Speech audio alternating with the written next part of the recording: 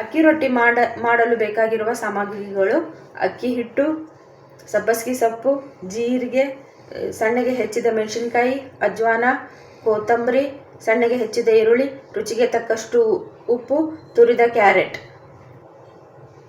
ಮೊದಲಿಗೆ ಅಕ್ಕಿ ಹಿಟ್ಟು, ಸಣ್ಣಗೆ ಹೆಚ್ಚಿದ ಸಬ್ಬಸಿಗೆ ಸೊಪ್ಪು, ಸಣ್ಣಗೆ ಹೆಚ್ಚಿದ ಈರುಳ್ಳಿ, ತುರಿದ ಕ್ಯಾರೆಟ್, ಕೊತ್ತಂಬರಿ, ಅಜ್ವಾನ, ಸಣ್ಣಗೆ ಹೆಚ್ಚಿದ ಹಸಿಮೆಣಸಿನಕಾಯಿ, ಜೀರಿಗೆ, ಉಪ್ಪು.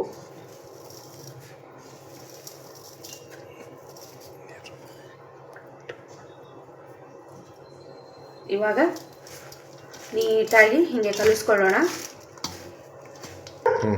ಇವಾಗ ಹೀಗೆ ಕಲಿಸ್ಕೊಂಡು ಸ್ವಲ್ಪ ಸ್ವಲ್ಪ ನೀರು ಹಾಕ್ಕೊಂಡು ಇದನ್ನು ಹೀಗೆ ಕಲಿಸ್ಕೊಳ್ಳೋಣ.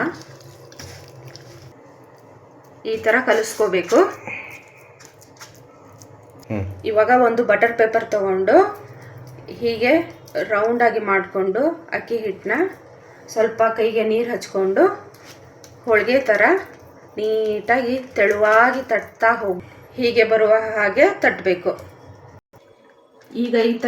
ಈಗ ತಟ್ಟಿರುವಂತಹ ಅಕ್ಕಿ ರೊಟ್ಟಿನ ಹಂಚ ಮೇಲೆ ಹಾಕೋಣ.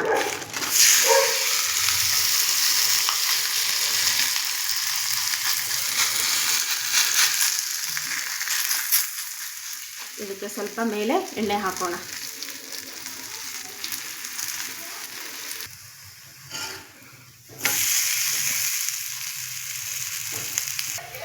ಒಂದು ತಟ್ಟೆಗೆ ಕಾಯಿ ಚಟ್ನಿ ಹಾಕ್ಕೊಂಡು ಸ್ವಲ್ಪ ಬೆಣ್ಣೆ ಹಾಕ್ಕೊಂಡು ಅಕ್ಕಿ ರೊಟ್ಟಿಯನ್ನು ಹಾಕೋಣ. ಇವಾಗ ಅಕ್ಕಿ ರೊಟ್ಟಿ ಸವಿಯಲು ಸಿದ್ಧ. ಈ ರೆಸಿಪಿ ನಿಮಗೆ ಇಷ್ಟವಾದಲ್ಲಿ ಲೈಕ್ ಮಾಡಿ, ಶೇರ್ ಮಾಡಿ, ಸಬ್ಸ್ಕ್ರೈಬ್ ಮಾಡಿ.